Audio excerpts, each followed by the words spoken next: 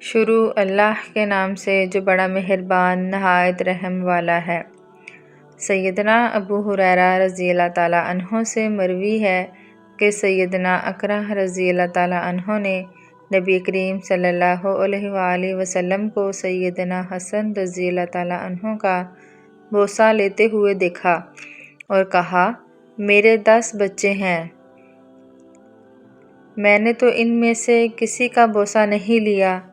آپ صلی اللہ علیہ وآلہ وسلم نے فرمایا، جو رحم نہیں کرتا اس پر رحم نہیں کیا جاتا۔ سیدنا عقبہ بن عامر رضی اللہ تعالیٰ عنہ بیان کرتے ہیں کہ رسول اللہ صلی اللہ علیہ وآلہ وسلم نے فرمایا، اپنی بچیوں کو مجبور نہ کیا کرو، کیونکہ وہ دل بہلانے والی اور خاوندوں سے محبت کرنے والی ہیں۔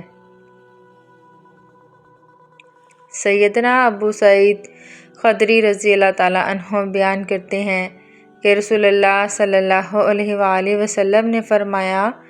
جس آدمی کی 3 بیٹیاں یا 3 بہنیں یا 2 بیٹیاں یا 2 بہنیں ہوں اور وہ ان کے حقوق اللہ تعالیٰ سے ڈرتا ہو اور ان کے ساتھ احسان کرتا ہو تو وہ جنت میں داخل ہوگا۔ سیدنا عبداللہ بن عباس رضی اللہ تعالیٰ عنہ سے مروی ہے کہ رسول اللہ صلی اللہ علیہ وآلہ وسلم نے فرمایا، جس کی بچی پیدا ہو اور وہ نہ اسے زندہ درگور کرے، نہ اس کی توہین کرے اور نہ بیٹوں کو اس پر ترجیح دے،